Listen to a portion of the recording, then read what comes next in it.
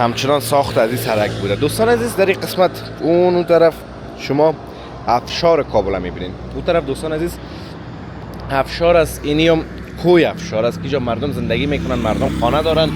و این هم دوستان عزیز سرک هست که از دلانگیز است کابل که متاسفانه زیر غبار گرد و خاک پنهان شده.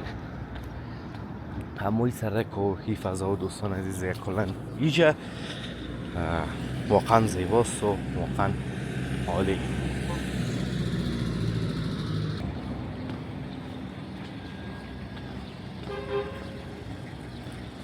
این دوستان عزیز منظره از کابل ببینین چه شهر زیبا و مقبول است که متاسفانه گرد غبار یک ذره پوشانده همه چیز او قدر معلوم نمیشه. باز این طرف اون و این قصبه و دوستان عزیز نزدیکای میدان معلوم میشه. اونو بغل قصبه هست. بریم پایینتر. سلام و درود نصار شما خوبان و عزیزان. انشالله که خوب و صحتمند و سر حال باشین و زندگیتان هم خوبی و خوشی سپری شود. دوستان عزیز کابل در حال آبادی هست. هم ما میفهمیم آبادی هایی که دیگه پیشرفت‌های مکمل افغانستان نشان میده و پیشرفت‌ها همچنان ساخت از این سرک بوده. دوستان عزیز در این قسمت اون طرف شما افشار کابل میبینین. اون طرف دوستان عزیز افشار است، اینی هم کوی افشار است که جا مردم زندگی میکنن، مردم خانه دارن. و این هم دوستان عزیز سرک هست که از باغ بالا به طرف چی برتان بگویم دیگه بادام باغ یا سرک بادام باغ یا سرک کارته پروان بغل باغ بالا دیگه دوستان عزیز پایین میشه و این سرک تازه ساخته شده و یکی از بهترین و مقبول ترین سرک های شهر کابل همچنان دوستان عزیز به حساب میاد. خصوصا حال منظری که بریم پیشتر ببینین منظره پایانی را که کابل هم از اون قسمت میتونیم دیده. بسیار این سرک زیبا ساخته و مقبول ساخته دیگه. قسمی میبینین دوستان عزیز کارش مکملا خلاص است، با بهره برداری سپرده شده، هیچ چیزش نمانده. خط اندازی و نمیفهم چراغ و مراغ و همه چیز دیگه دوستا خلاص است.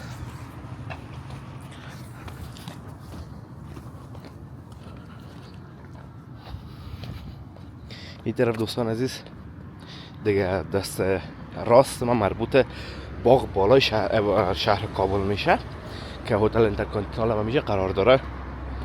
و شما دوستان عزیز کوه افشار را در تصویر میبینین که چه یک منظره که زیبا و مقبوله ساخته.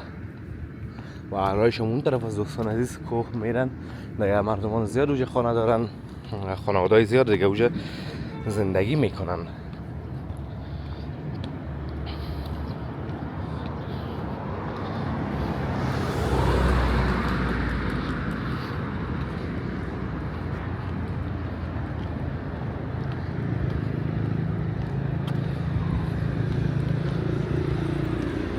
یعنی می دور دیگه دوستان عزیز باغ بالا هست و مربوط باغ بالا میشه. ببینید دوستان چک سرک پاک است، چک سرک منظم است. سرک بزرگ هم است، سرک کوچک نیست دوستان عزیز.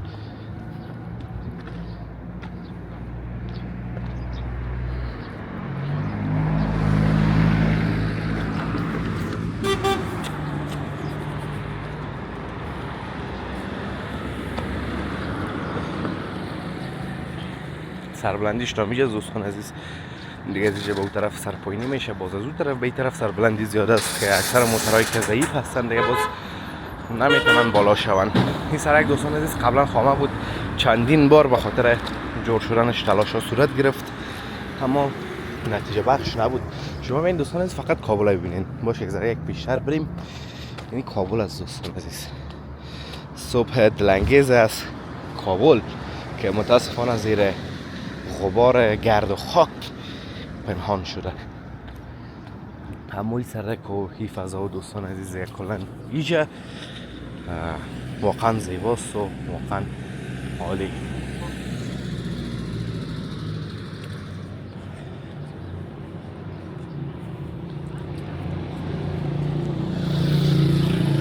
این خانه هاست که دوستان عزیز متاسفانه کابل دیدن نمیتونیم اون طرفه البته بخش مرکزی کابل دوستان عزیز ما رو میبینیم که ساحات دیگه کارته پروان 3 پروان 2 کلاله پشته تیمنی از همین ساحه معلوم میشن و حالا پیشتر برین دوستان عزیز براتون دقیق‌تر نشان میدم. اونجا دوستان عزیز خانه هایی رو که میبینین اینیا در ساخت سرک از بین رفتن و خانه های کی طرف هستن اینا هم دیگه دیوالایشون تا یک جای جور کردن و در ساخت سرک نسبتا از بین رفتن. اون سیخ های مثلا نزوخ خانه رو ببینین که پیکش فقط مانده و بس خلاص اون طرف اون نظام خانهشون چپه شده و در حال بازسازی است دیگه. خانه خود بازسازی کرده میرن.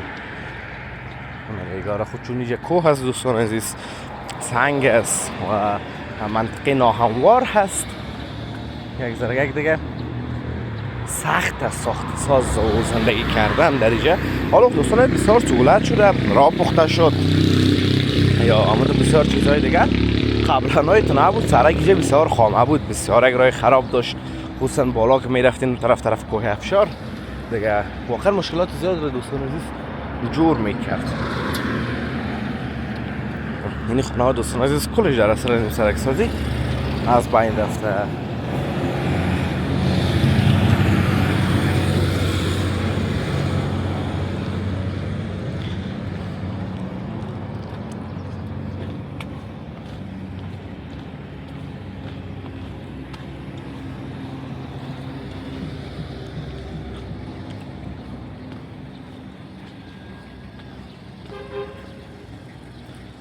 این دوستان عزیز منظره از کابل، ببینین چه شهر زیبا و مقبول است که متاسفانه گرد و غبار یک ذره یک پوشانده همه چیز او قدر معلوم نمیشه. باز این طرف اونه و این قصبه و دوستان عزیز نزدیک های میدان معلوم میشه، اونو بغل قصبه هست. بریم پایینتر براتون نشان بدم دیگه. تپه خوجرواش و طرف ها از همینجا اونه قابل دید هست.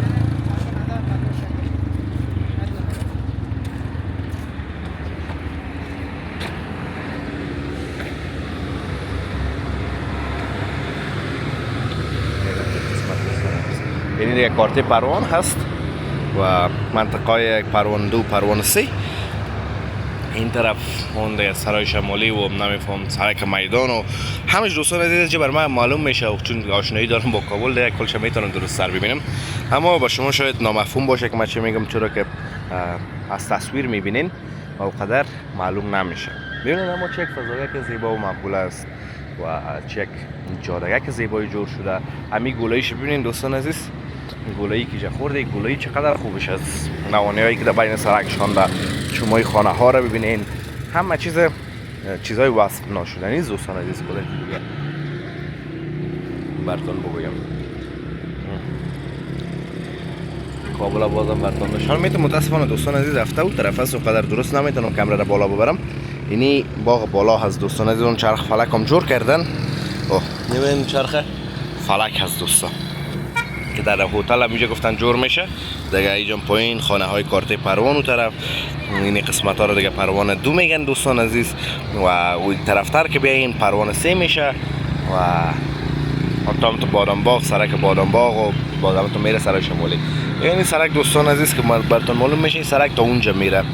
اونو اینو موتر کامت دیدین، اونو سرک همونجا دوستان عزیز پایین ترش اون طرف یک سرک ری، اون سرک که یک کراچی هم استاد است فکر کنم، اون از اونجا اون موتر که دور خورد اون سرک بادام باغ است دیگه. دیگه قدر قابل مفهوم نیست دوستان عزیز، اگر تا اونجا بریم وقت زیاد میگیره دیگه. ان شاء الله که ویدیو خوشتون آمده باشه، ویدیو لذت برده باشین، ویدیو رو لایک کنین، در کانالتون سابسکرایب کنین تا ویدیوهای بعدی همگیتون به الله متعال پاک و بی‌نیاز میسپارم. روز و روزگار خوب و خوشی داشته باشین و در پناه الله متعال باشین. الله حافظ و مددگار همگیتون.